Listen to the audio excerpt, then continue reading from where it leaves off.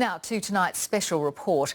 The prospect of a new Chinese-backed power station has put coal back onto the national agenda.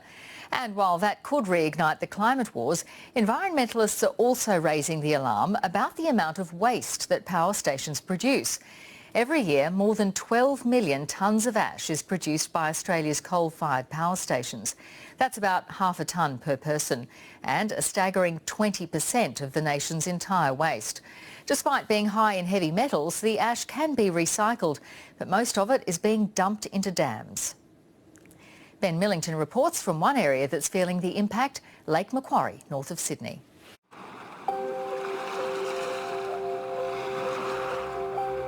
This is the country's biggest coastal saltwater lagoon and a playground for sailing and fishing. It's also home to two coal-fired power plants, which over 6 decades have filled these dams with coal ash, 60 million tonnes of it.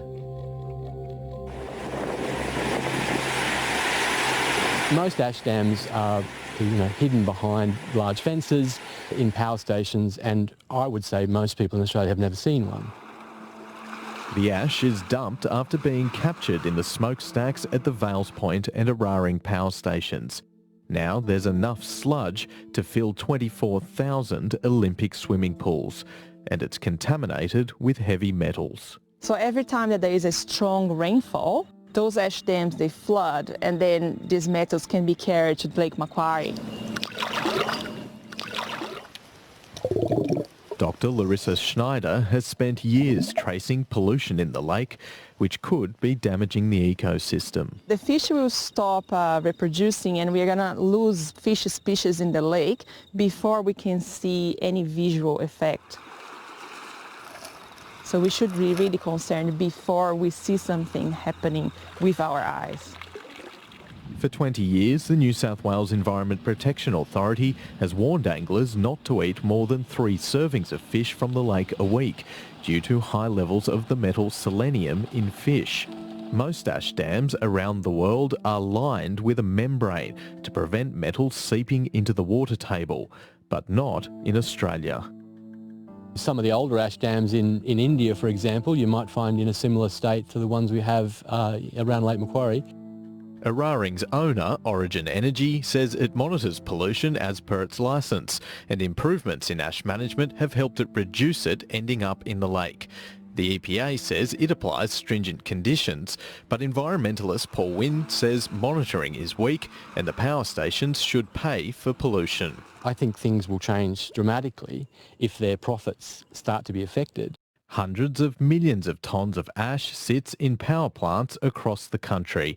Among the large waste dams, the now closed Port Augusta in South Australia, Liddell in New South Wales and Gladstone in Queensland. There is a solution for what to do with coal ash. It's actually in demand in the construction industry. It can be mixed in concrete to make it more flexible and cheaper, and it also reduces the amount of cement that's needed. But according to some experts, that's the problem. The cement companies have got other reasons not to utilise fly ash. In other words, they make more money from selling cement-based products than from fly ash. China reuses 69% of its coal ash, the UK 70% and Japan 97%. But only 20% of ash is recycled for concrete in Australia, and another 20% is used as landfill. The market here is controlled by a handful of cement companies. We haven't been able to break into the market for the last 20 years because of the cement industry. These blocks are made with 95% coal ash at a small-scale pilot plant at Mount Piper Power Station in Lithgow, New South Wales. But the company isn't growing. That's despite this product costing 1/3 of the price of a regular concrete block. We don't have the legislation from the government to encourage the power utilities to utilise their waste. Their attitude is, well, as long as we can keep dumping it, it's okay. As the closure dates for coal-fired power stations loom, the problem of what to do with the ash will come into greater focus. At the moment, the only rehabilitation plans for these dams is to cover them with dirt. Ben Millington, ABC News, Lake Macquarie.